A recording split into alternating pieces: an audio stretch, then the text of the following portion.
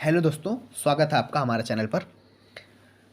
हम लोग दोस्तों व्याकरण जो हमारा है, व्याकरण का जो है एक पाठ हम लोग पढ़ रहे हैं। कौन सा पाठ हमारा था? जिसको हम लोग कहते हैं काल, है ना। काल के जो है 3 भेद थे। एक भेद हमने जो है 2 भेद हमने पूरे कर चुके हैं। कौन कौन से?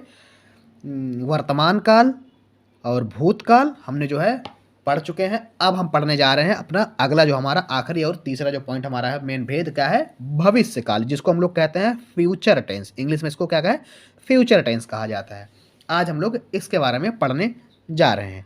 चलिए, जैसे हमने दोनों वीडियो देखा था पिछली वाली जो है काल की, उसी तरह से ये भी एकदम साधारण है, सिंपल है। आप लोग अगर ध्यान से देख लेंगे तो बेसिकली आपको देखिए, हम बताते हैं आपको रटना नहीं है। हम बिल्कुल रटने से मना करते हैं। हम बस इतना कहते हैं आप समझ के चलिए, समझ के चलेंगे। आप अपने आसपास से जो एक एग्जांपल जो आपको उदाहरण दिए जाते हैं, आप उसको रिलेट करिए। यानी उससे आप जो अपने आसपास के इन्वायरमेंट से जो है उसको रिलेट करके जो है पढ़ेंगे जब, तो आपको भी भूलेगा नहीं। एग्जाम्पल याद रखिएगा, जो उसके उदाहरण होते हैं, उदाहरण ही सबसे महत्वपूर्ण होते हैं। इसीलिए आप लोग के लिए उदाहरण क्या है, आपके हमारे लोकल इन्वायरमेंट के उदाहरण आप लोग के लिए चुन चुन के लेके आते हैं। चलिए हम लोग पढ़ते हैं भविष्यकाल, फ्यूचर टेंस। क्रिया के जिस रूप से क्रिया के आने वाले समय में पूरा होने का पता चले तो उसे भविष्य काल कहते हैं। क्या कहते हैं उसे? भविष्य काल कहते हैं। कह रहे हैं, ध्यान से फिर सुनिए। क्रिया के जिस रूप से क्रिया के आने वाले समय में पूरा होने का पता चले तो उसे भविष्य काल कहते हैं। यानी क्रिया जो है वो अभी ना हो करके वो भविष्य में होगी, तो उसको हम लोग क्या कहते हैं? भविष्य काल कहते हैं। पहचान देख लेते हैं। वाक्य के अंत में गा, गी, गे आदि आते हैं। अब इसमें क्या है? गा, गी, गे, जैसे जाऊंगा, खाऊंगा, सोऊंगा, नहाऊंगा, पीऊंगा, मारूंगा, है ना। ये सारी चीजें क्या है? आपके भविष्य काल के आते हैं। चलिए देख लेते हैं आगे भविष्य काल के भेद। अब भविष्य काल के भेद कितने होते हैं? तो भविष्य काल के 3 भेद होते हैं। कितने होते हैं? 3 भेद होते हैं भविष्य काल के। चलिए हम लोग देख लेते हैं अभी इसमें तीनों कौन कौन से होते हैं। सामान्य भविष्य काल, संभाव्य भविष्य काल, और तीसरा हेतु हेतु मद भविष्य काल, है ना। हेतु हेतु मद भविष्य काल। याद रखिएगा, हेतु हेतु में कंफ्यूज मत होइए, क्योंकि हेतु हेतु मद भूतकाल में भी था, जहाँ पे ता है, ती है, ते है, तो मतलब दूसरे वाक्य पे निर्भर था। और यहाँ पे क्या है? हेतु हेतु मद भविष्य काल। तो इसमें क्या है? कुछ भविष्य, यानी भविष्य के बारे में बात, फ्यूचर की होगी तभी उसमें हेतु हेतु मद, लेकिन ये भविष्य वाला है। चलिए हम लोग देखते हैं पहला वाला पॉइंट, सामान्य भविष्य काल।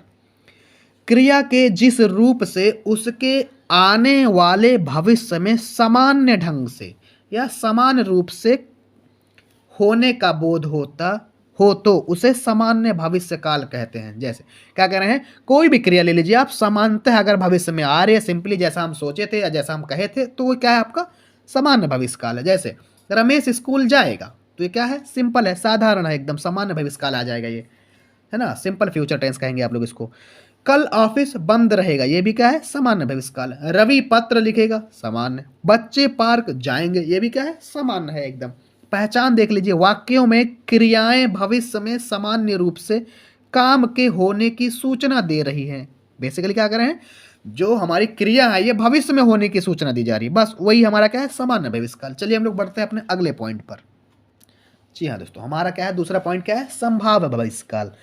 चलिए संभाव्य भविष्य काल को देख लेते हैं। क्रिया के जिस रूप से आगे कार्य होने या करने की संभावना का पता चले तो उसे संभाव्य भविष्य काल कहते हैं। क्या है? आगे जो है क्रिया के जिस रूप से आगे कार्य होने या करने की संभावना का पता चले तो उसे संभाव्य भविष्य काल कहते हैं। चलिए पहचान देख लेते हैं। इसकी पहचान क्या है?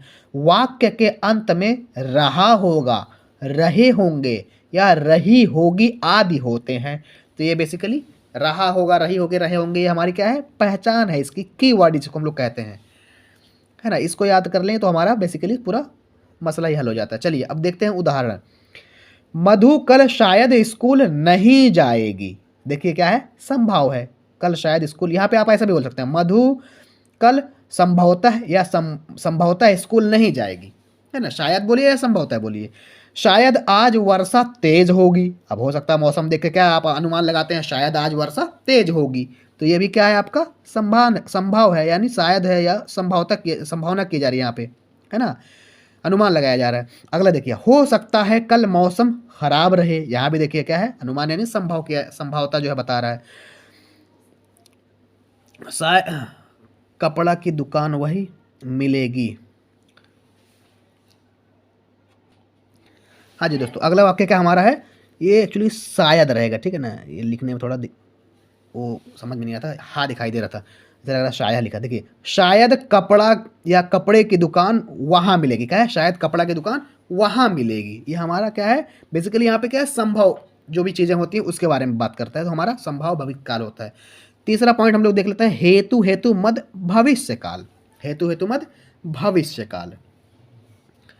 चलिए देखते हैं, क्रिया के जिस रूप से एक कार्य का पूरा होना दूसरी आने वाली समय की क्रिया पर निर्भर हो तो उसे हेतु हेतु मद भविष्य काल कहते हैं। याद रखिए, हमने कैसा कहा, जैसे हमने यही चीज हमने कहाँ देखा था, अपने भूतकाल में देखा था, लेकिन वहां पे क्या है, बीत चुकी बातें थी उसके ऊपर निर्भर था दूसरी, और यहाँ पे क्या है, आने वाले पे निर्भर रहेगा दूसरी वाली क्रिया। चलिए देखते हैं, वह कमाएगा। देखिए एक क्रिया यहाँ पे क्या है, वह कमाएगा तो खाना मिलेगा। दूसरी क्या है, दोनों क्या है, भविष्य में ही हेतु हेतु मद हो रही है, दोनों निर्भर है किस पे, लेकिन भविष्य में निर्भर है। क्या है, वह कमाएगा तो खाना मिलेगा, या वह कमाएगा तो खाएगा, इस तरह से कह सकते हैं आप। वह आए तो मैं घर जाऊं, ये भी क्या है, भविष्य में ही, मतलब जो है हेतु हेतु मद है। वह आए तो मैं घर जाऊं, दो वाक्य में जो है जोड़ा जा रहा है हेतु हेतु मद के द्वारा। यदि वह ठीक से काम करती तो डांट नहीं खाती, ये भी क्या है, निर्भर करती है, हेतु हेतु मद है, भविष्य काल। यदि पौधे को समय पर पानी मिलता तो पौधा नहीं सूखता, ये भी हेतु हेतु मद। यदि तुम स्टेशन पर जाओगे तो गाड़ी मिल जाएगी। अब देखिए यहाँ भी क्या है, यदि तुम स्टेशन पर जाओगे तो गाड़ी मिल जाएगी, वहां जाओगे तो गाड़ी मिल जाएगी, तो ये भी क्या है, हेतु हेतु मद है। हमने क्या है दोस्तों, तीन जो हमारे भेद होते हैं काल के, जो बहुत ही महत्वपूर्ण काल हमारे, देखिए व्याकरण अगर है, जैसे हम लोग इंग्लिश में है ना, इंग्लिश में बोलना जब सीखते हैं हम लोग इंग्लिश टॉकिंग, तो हम लोग कहते हैं पहले ग्रामर हमको आना चाहिए। अब ग्रामर में क्या है, हमारे लिए जो है बहुत ही महत्वपूर्ण रोल प्ले करता है टेंस। टेंस ही से हमको है समझ जाते हैं कि कब बात करते समय हमको कौन सा जो है टेंस यूज करना है। उसी तरह से हमारे हिंदी में भी, हिंदी में अगर आपको पूर्णतः सही सही से एकदम शुद्ध हिंदी बोलना है तो भी आपको क्या है, काल की जो है बहुत आवश्यकता होने वाली है, क्योंकि काल में जब तक आप एकदम जो है निपुण नहीं हो जाएंगे तब तक आप लोग आगे जो है परफेक्ट हिंदी जो है नहीं बोल सकते हैं, है ना।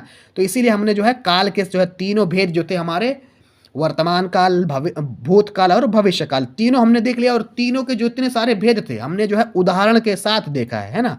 आप लोग अगर नहीं देखे तो पिछली वीडियो आप जाकर के जो है प्लेलिस्ट में जाकर के आप देख सकते हैं, सारी वीडियो आपको वहाँ पे मिल जाएगी। और आप लोगों से निवेदन है कि आप हमारे चैनल को सब्सक्राइब करें, बेल आइकन को ज़रूर प्रेस कर लें, और जो है अपने दोस्तों में शेयर करें, और लाइक करना तो बिल्कुल ना भूलें, क्योंकि आप लोग वीडियो देख लेते हैं लेकिन लाइक नहीं करते हैं दोस्तों, हमको भी खुशी मिलती है आप लोग लाइक करते हैं। चलिए फिर मिलेंगे दोबारा अगले कोई नए और बेहतरीन लेसन में। चलिए, thank you, have a good day.